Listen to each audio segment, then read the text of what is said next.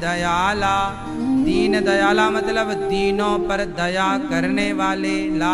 सागर आगर लोग नहीं बोलते यार, सागर आगर कहाँ? सागर मतलब समुद्र, आगर मतलब उसका पार ना पाना। समझ में आ रही है? सागर करुणा सुख सागर सब गुण आगर, जेहि गावहि। जिसको गाते हैं श्रुति, मतलब श्रुति किसे कहते हैं? श्रुति मतलब श्रुति किसे कहते हैं? श्रुति मतलब श्रुतियां मतलब वेद। श्रुतियां मतलब वेद। जिसको जेहि गावहि श्रुति मतलब वेद आपके बारे में बताते हैं। और संता, श्रुति संता जिनके बारे में संत गा गा करके थक जाएं पर प्रभु का गुणगान पूरा ना हो। वेद कह कह के थक गए पर भगवान का गुणगान पूरा ना हो। वो कौशल्या माँ कह रही है प्रभु भला मैं अब आपकी स्तुति किस तरह से करूं। सो मम हित लागी जन अनुरागी, प्रगट भये श्रीकंता। यहां भगवान को श्रीकंता कहा गया है। श्रीकंता, श्रीकंता मतलब क्या होता? सो मम हित लागी जन अनुरागी, प्रगट भयं श्री, आगे प्रगट भयं श्रीकंता। हे प्रभु भक्तों से प्रेम करने वाले, भक्तों पर कल्याण कृपा करने वाले श्रीकंता मतलब श्री मतलब लक्ष्मी, पति कंता मतलब लक्ष्मी पति भगवान आप प्रकट भय हैं हमारे यहाँ, है ना? लक्ष्मी पति ऐसे भगवान। ब्रह्मांड निकाया निर्मित माया, ब्रह्मांड को रचने वाले, माया को प्रकट करने वाले। रोम रोम प्रतिवेद कहें। आपके रोम रोम, भगवान के ना एक एक रोम में अनेक ब्रह्मांड लटकते हैं। भगवान जैसे ये पृथ्वी है ना, ऐसी ना जाने सैकड़ों पृथ्वियां और हैं।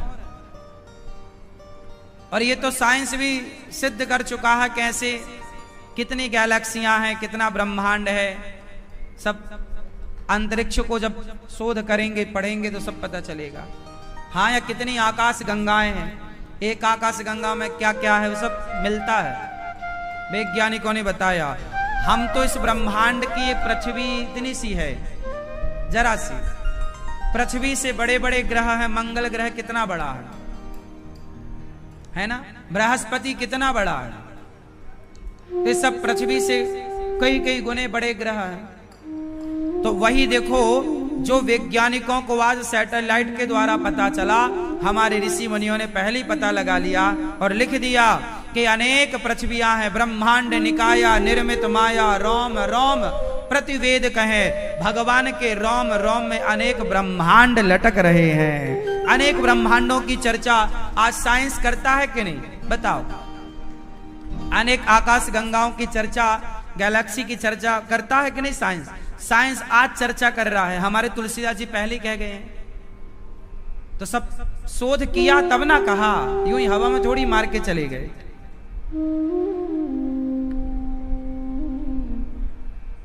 ब्रह्मांड निकाया निर्मित माया, रोम रोम प्रतिवेद कहें।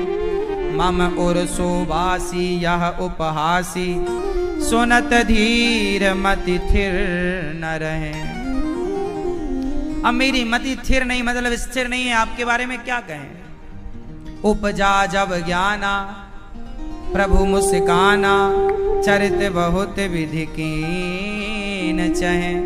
अब भगवान मुस्कुराए और कही कथा सुहाई, मातु बुझाई जेहि प्रकार सुत प्रेम लहे।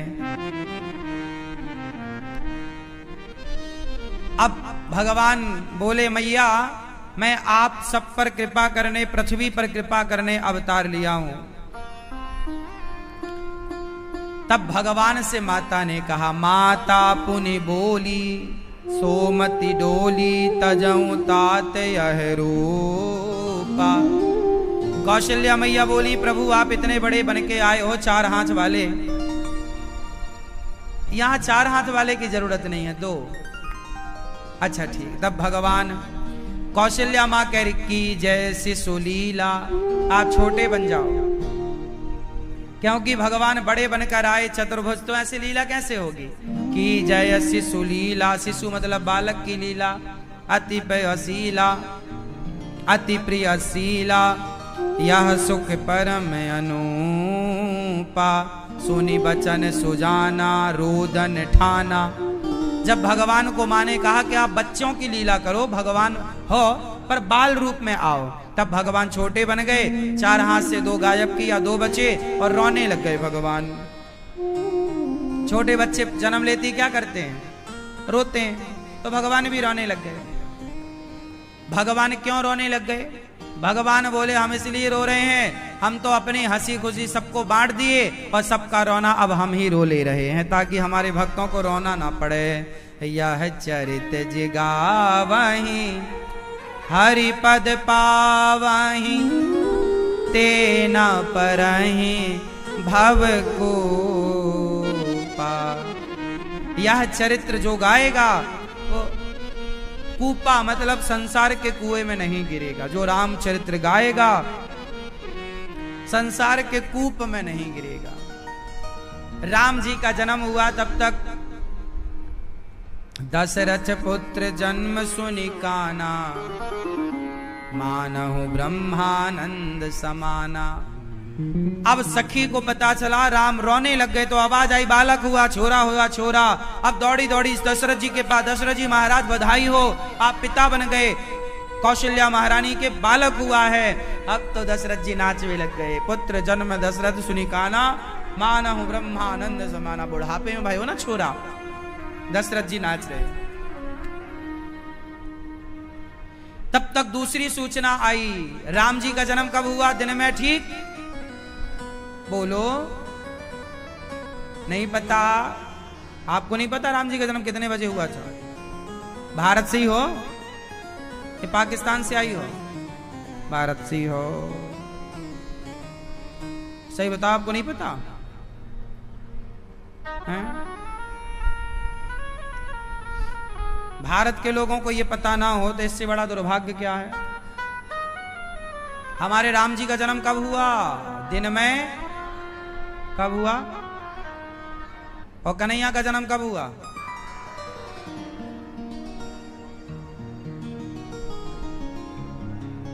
राम जी का जन्म 12 बजे हुआ, दिन के 12 बजे। तिथि क्या थी राम जी के जन्म की,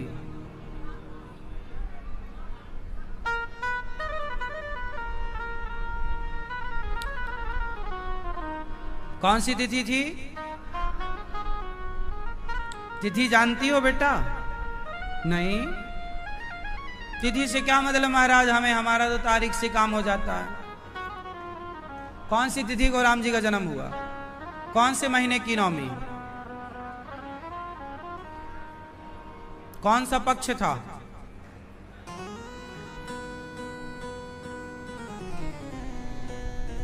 कितने महीने होते हैं बेटा, हाँ 12। हिंदी महीने के नाम बताओ, 12 हिंदी में बोलो।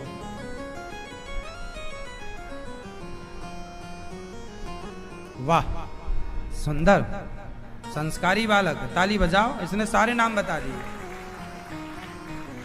आजकल के बच्चों को ना हिंदी में नहीं आता कुछ, जनवरी फरवरी बोलते हैं। भाई आप बताओ हिंदी में 12 महीनों के नाम। चैत्र, वैशाख, आषाढ़, फिर सावन, मैया ये सब घर में पढ़ाती तुम। ये सब बताओ। भारतीय संस्कृति को बच्चे नहीं जानेंगे तो कौन जानेगा। 12 महीने होते हैं, चैत्र वैशाख जेठ आषाढ़ सावन भादौ कुंवार कार्तिक अघन पूष माह फागुन।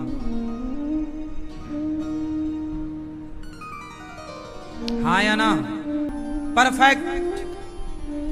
दीपावली जब भी आएगी अमावस्या को आएगी, रक्षाबंधन जब भी आएगी पूर्णिमा को आएगी। हमारे यहां बिल्कुल सेट है। क्यों जी, बात सही। हमारे यहां तारीख तो बदल जाती है ना भैया। जो तिथि आज है, आज माना कि 10 तारीख है, और 10 तारीख को आज जो तिथि है, जरूरी नहीं है कि ये तिथि अगले वर्ष की इसी 10 तारीख को पड़ेगी, बिल्कुल बदल जाएगी। लेकिन इंग्लिश का महीना बदल जाएगा, पर हमारी तिथि नहीं बदलेगी। तिथि तो अपने मौसम में रहेगी। हमारे यहां चैत्र के महीने में सर्दी होती है कि गर्मी? हाँ, चैत्र, वैशाख, जेठ। बारिश कब से स्टार्ट होती है? बारिश का महीना कौन सा है? आषाढ़, सावन, भादों, कुंवार। फिर क्या होगा? कार्तिक आएगी, दीपावली स्टार्ट हो जाएगी। कार्तिक से ठंडी स्टार्ट हो जाएगी। हाँ या ना? तो देखो पूरा महीना हमारे यहां ऋतुएं हैं, ऋतु, बसंत ऋतु, हेमंत ऋतु, शिशिर ऋतु, ग्रीष्म ऋतु। ये सब ऋतुओं का मजा। एक बात और बताएं, सारी ऋतुओं का आनंद पूरी दुनिया में केवल भारत में है, और दुनिया में कहीं ऐसी ऋतुओं का आनंद नहीं। हमारे यहाँ बारिश का भी मजा है, गर्मी का भी मजा है, सर्दी का भी मजा है। लंदन इत्यादि में केवल सर्दी सर्दी सर्दी, एक आध महीने की हल्की गर्मी पड़ती है वहां, है ना। हमारे यहां सब मस्त होता, गर्मी भी, सर्दी भी, बारिश भी, बिंदास, सारे मौसमों का आनंद है। शरद ऋतु आती है, आनंद होता है। तो दशरथ जी नाचने लग गए। कौशल्या मैया के लाला भयो है। तब तक कैकेयी मां की सूचना आई कि कैकेयी मां ने एक सुंदर बालक को जन्म दिया। सुमित्रा मां के यहां से सूचना आई कि 2 पुत्रों को जन्म दिया। अब तो दशरथ जी ने नाचना स्टार्ट किया। 1 नहीं, 2 नहीं, 3 नहीं, जब भगवान देते हैं छप्पर फाड़ के देते। 4 छोरा है गए दशरथ जी के यहाँ। अब तो सर्वस दान दीन सब काहू। दशरथ जी ने सर्वस्व दान कर दिया। बेटा हुआ है, खुशी में दान कर रहे, लुटा रहे। वाह! बच्चे जब जन्म लें तो बच्चों के नाम से दान करने से उनकी आयु लंबी होती है। कन्हैया का जन्म हुआ तो नंद बाबा ने दान किया। अच्छा, दान कब करना चाहिए? जब बच्चे का जन्म हो। जैसे ही आप सुने कि बेटे का जन्म हुआ या बेटी का जन्म हुआ, तो उसके नाम से नरा काटने के पहले, नरा भेदन संस्कार के पहले, क्योंकि नरा भेदन होगा उसके बाद सूतक लग जाएगा। अब सूतक काल में फिर आप दान पुण्य नहीं कर सकते, तो क्या करें? बच्चे का जन्म हो या ये सुने, अरे बेटे का जन्म हुआ, नरा भेदन संस्कार होने के पहले आप क्या करें?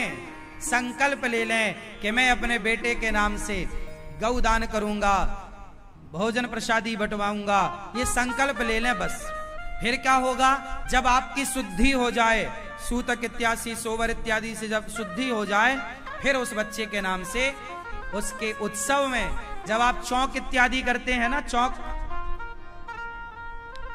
मनाते हैं ना बच्चों का उत्सव, जन्म का, मेहमानों को बुलाते हैं और उत्सव, उस समय फिर ब्राह्मणों को बुलाकर, दीन दुखियों को बुलाकर बच्चे के नाम से खिलाओ पिलाओ, दान पुण्य करो। इससे क्या होता है? बच्चे के जीवन में आने वाला संकट उस दान से टल जाता है। दानम दुर्गति नाशनम। दान क्यों किया जाता है? दान करने से हमारे जीवन में आया संकट टल जाता है। इसलिए बच्चों के जन्म होते ही उनके नाम से कुछ ना कुछ दान करना चाहिए।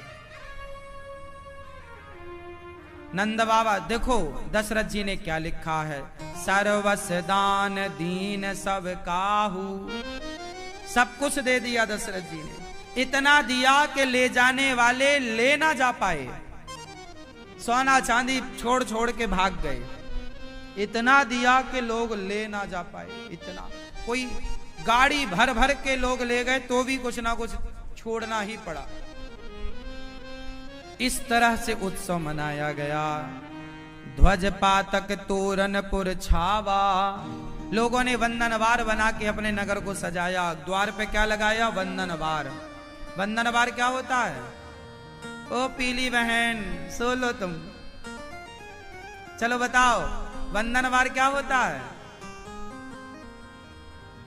वंदनवार क्या होता है? आप जानते हैं वंदनवार? आप जानते हैं? नहीं, वंदनवार नहीं जानते?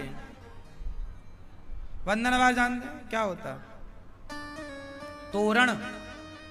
वंदनवार क्या होता?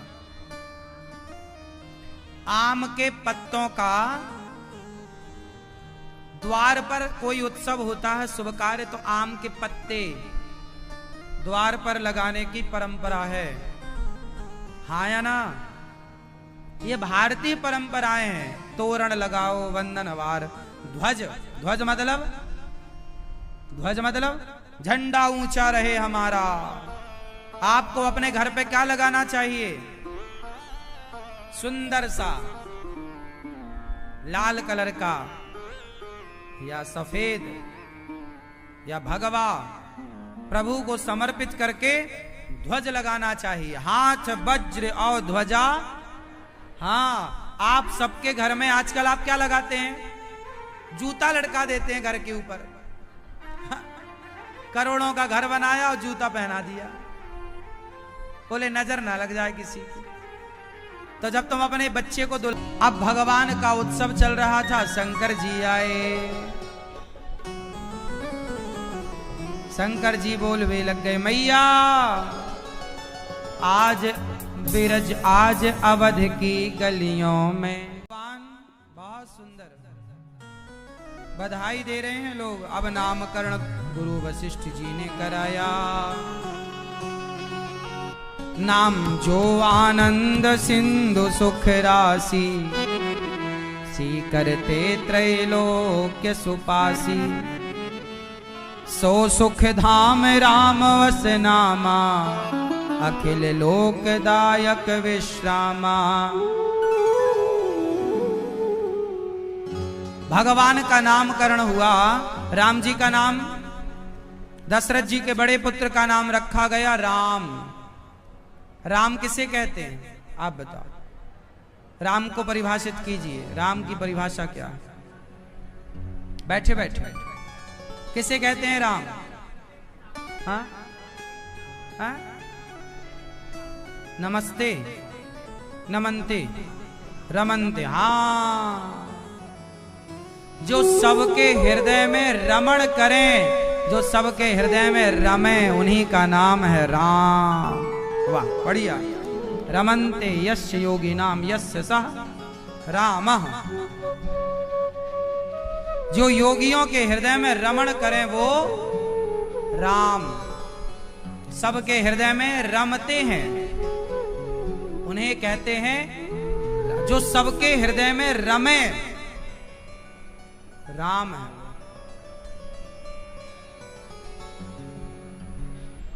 इसलिए सबके भीतर राम रहते हैं। अच्छा, विश्व भरण पोषण कर जोई, ताकर नाम भरत वस होई। जो विश्व का भरण पोषण करे उनका नाम भरत। भरत जी का काम है सबका पालन करना।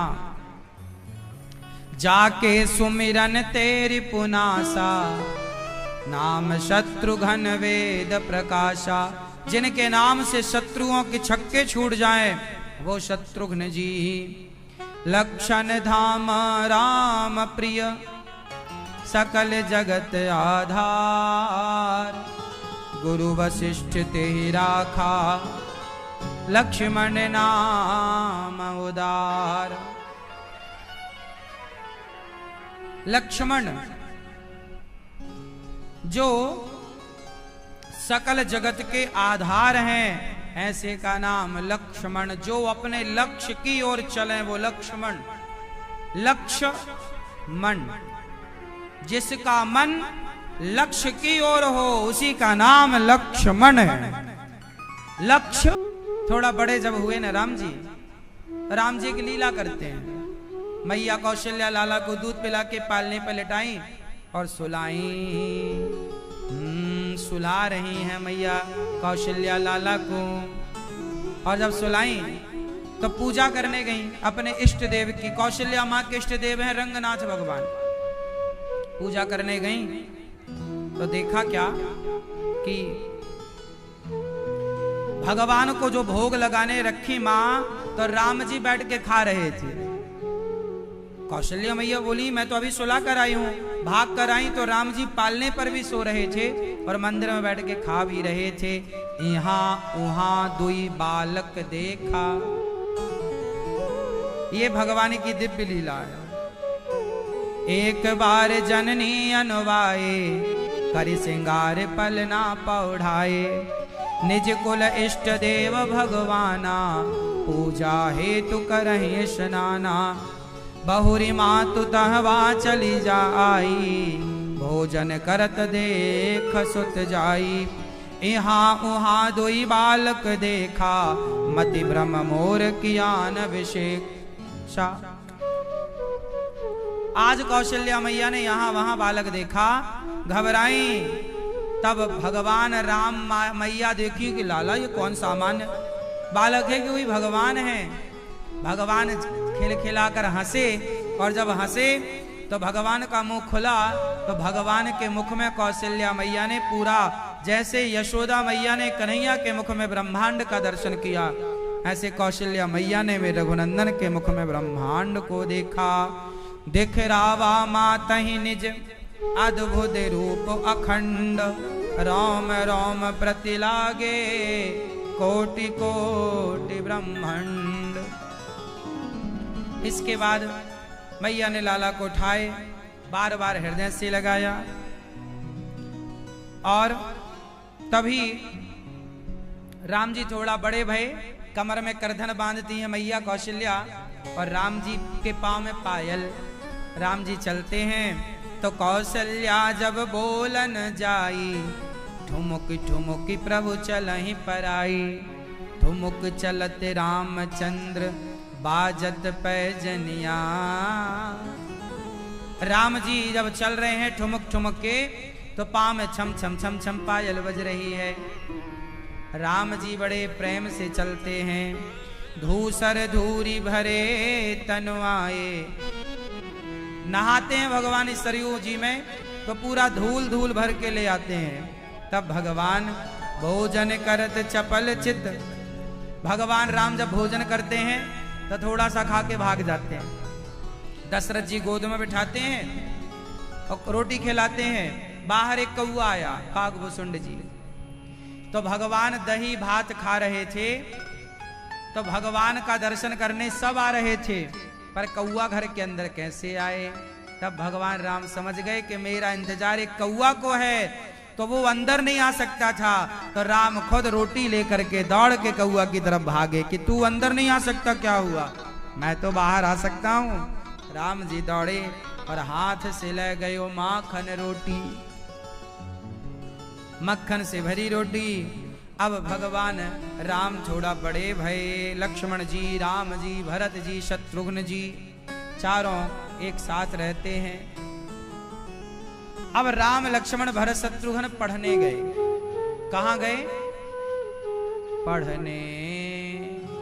कहाँ गए? गुरु गृह पढ़न गयऊं रघुराई, अल्पकाल विद्या सब पाई। राम जी पढ़ने कहाँ गए? गुरु गृह पढ़न गयऊं रघुराई। गुरु जी के यहाँ गए पढ़ने। अल्पकाल विद्या सब पाई। राम जी गुरु जी के यहाँ पढ़ने गए। कम समय में ज्यादा सीख करके आए। जाकी सहज श्वास श्रुति चारी, सो हरि पढ़यह कौतुक भारी। बड़ा कौतुक है, हंसने की बात है कि जिनसे वेद प्रकट हो रहे हैं वो पढ़ रहे हैं, पर लीला तो करनी है। अच्छा, जब राम जी पढ़कर आए तो राम जी की पढ़ाई उनके स्वभाव में दिखने लग गई। क्यों भैया, आप पढ़े हैं? हाँ, कितना पढ़े हैं? बैठे बैठे बताओ। बीए किए हैं और एमए किए हैं, बीएड, और आप सब पढ़े लिखे हैं। आप क्या पढ़ते हो? कौन सी कक्षा में हो? क्या पढ़ते हो? 10th? अच्छा, आप सबने पढ़ाई की और पढ़ के आपने क्या पाई? डिग्रियां। आपकी डिग्रियां किस काम की हैं? दिखाओगे तो नौकरी मिल जाएगी। सिर्फ नौकरी लेने के लिए आप लोगों ने इतनी सारी पढ़ाई पढ़ी है केवल नौकरी लेने के लिए, हाँ या ना? मतलब आपका उद्देश्य है केवल पैसा कमाना। पढ़ो क्यों? क्योंकि आपको लगता है पढ़ लिखने के बाद पैसा बहुत आएगा, तो आप पढ़ते हैं केवल पैसे के लिए। जबकि राम जी पढ़ के आए तो पैसे के लिए पढ़कर नहीं आए। राम जी पढ़कर आए तो प्रातः काल जब पढ़ने गए और पढ़कर लौटे तो राम का स्वभाव बदल गया। राम जी सवेरे जल्दी जागने लग गए और प्रातः काल उठ के रघुनाथा मात पिता गुरु ना वही माथा। माता पिता को प्रणाम करना, माता पिता की आज्ञा का पालन करना, यही पढ़कर आए हैं वो राम जी कि अपने माँ बाप की आज्ञा का सदा पालन करना है। आजकल के बच्चे पढ़कर आते हैं, शादी होती है तो सबसे पहले अपनी माँ को छोड़ के चले जाते हैं। पत्नी को लेके कुछ बच्चे सबसे पहले वो अपनी माँ को छोड़ देते हैं। माँ की सेवा आप करते हैं, अपनी माँ को प्रणाम रोज सवेरे? अच्छा, चलो, आप में से कितने लोग रोज माँ को प्रणाम करते हैं? कितने लोग हैं? हाँ, अच्छी बात है। अपनी माँ को रोज प्रणाम करो, अपने पिता को रोज प्रणाम करो, यही पढ़ाई है। हम पढ़ लिख के अपने माँ बाप का अपमान करने लग गए तो ऐसी शिक्षा क्या करेगी? क्यों जी? और सुनो, पढ़ाई पैसा कमाने के लिए नहीं। पैसा तो देखो वैश्या भी कमा लेती है, हाँ या ना? तो पैसा कमाने के लिए पढ़ाई नहीं करना है। पढ़ाई एक बोध है।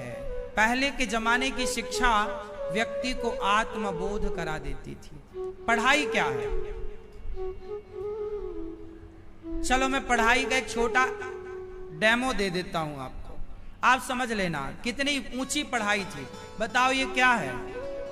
जोर से सब बताओ, बोलो।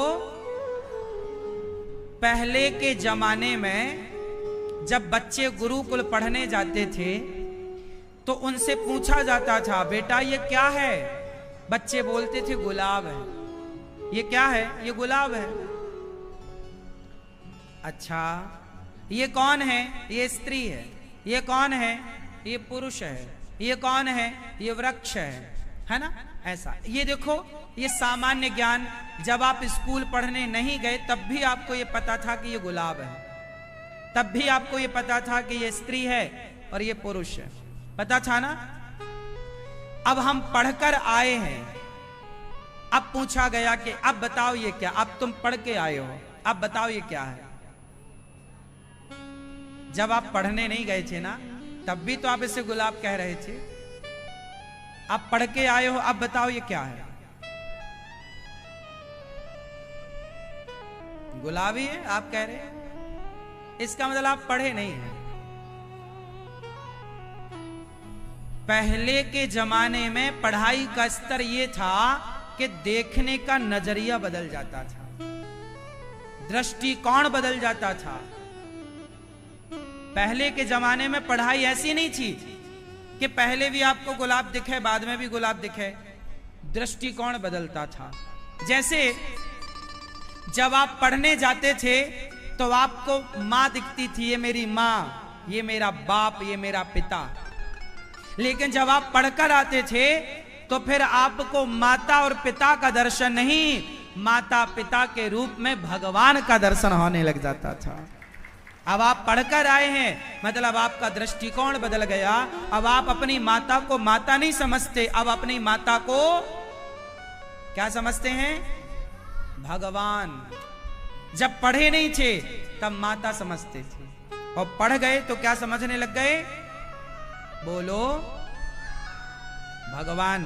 पढ़ने नहीं गए थे तो गुलाब दिखता था, पढ़कर आए तो इस गुलाब की खुशबू में तुम्हें परमात्मा का दर्शन होने लग गया कि भाई परमात्मा की व्यापकता कण कण में है। तो पहले की पढ़ाई आत्मज्ञान के लिए हुआ करती थी, आंखें खोलने के लिए होती थी। आज पढ़ लिख के भी तुम्हें क्या दिख रहा है? तुम्हें कुछ नहीं नजर आ रहा है। आजकल तुम्हें अपनी मां के आंसू तो दिखाई पड़ नहीं रहे हैं, बाप के दर्द को तो तुम देख नहीं पा रहे हो, और कह रहे हो जी हम पढ़े हैं। 2000 साल पहले तक कोई बेरोजगारी नहीं थी भारत में। अब मुझे बताओ कि हजारों साल तक बेरोजगारी नहीं थी, और ये 70 साल से बेरोजगारी आके खड़ी हो गई। क्यों? क्योंकि इन 70 सालों में आपने व्यवस्थाएं बिगाड़ दी। यदि आप भी उसी सिस्टम को फॉलो करते तो बेरोजगारी होती ही नहीं। भाई हम अपना काम करें, आप अपना काम करो, अपना अपना काम। पहले सबके काम था, पहले सबका काम था कि नहीं?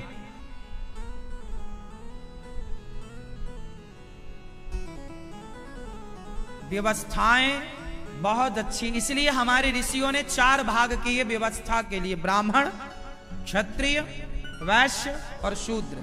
ये 4 जो वर्ण बने ये व्यवस्था के लिए बने, और इन व्यवस्थाओं को इन्होंने सैकड़ों हजारों साल तक फॉलो किया, तब तक सब सुखी रहे। और जैसे ही इन्होंने ये वर्ण व्यवस्था, आजकल लोग क्या कहते हैं, हम तो वर्ण व्यवस्था नहीं मानते। नहीं मानोगे तो अराजकता फैलेगी। भाई वर्ण व्यवस्था का मतलब ये नहीं है छुआछूत। छुआछूत बिल्कुल मत मानिए, छुआछूत नहीं होना चाहिए, छुआछूत बिल्कुल नहीं होना चाहिए। मैं भी छुआछूत नहीं मानता। कोई इंसान अछूत नहीं होता, कोई व्यक्ति अछूत नहीं होता। तो फिर ये व्यवस्था ब्राह्मण, क्षत्रिय, वैश्य, शूद्र ये छुआछूत के लिए नहीं बना। ये छुआछूत तो बाद में लोगों ने अपनी गंदी सोच से प्रकट कर लिया। बना क्या था? व्यवस्था। अपना दिमाग लगा करके सब गुड़ गोबर कर लिया। पहले कितनी बढ़िया मर्यादा थी। पहले विवाह एक व्यवस्था में होता था। पहले के जमाने में युद्ध भी होते थे, तो युद्ध भी एक मर्यादा में होता था। हाँ या ना? ऐसे नहीं कि रात को सोते समय कोई आके मार दे, ऐसा नहीं। धर्म युद्ध होता था। युद्ध क्षेत्र में युद्ध होगा, आमने सामने से वार होगा, पीठ पे वार नहीं होगा। मतलब धर्म था, व्यवस्था थी, नियम थे। हमारे यहां बहुत, अब क्या क्या बताएं, क्या क्या था। तो सब प्रातः काल उठ के रघुनाथा, मात पिता गुरु ना वही माथा। राम जी सवेरे जल्दी जाग जाते हैं, प्रणाम करते हैं। आप भी अपने माँ बाप को सम्मानित किया करो, प्रणाम किया करो। यही शिक्षा है। मैं कम पढ़ा लिखा हूं लेकिन अपने माँ बाप की सेवा करता हूं, और अपने माँ बाप की ही नहीं, गौरी गोपाल आश्रम में 270 माओं की सेवा करता हूं। क्यों?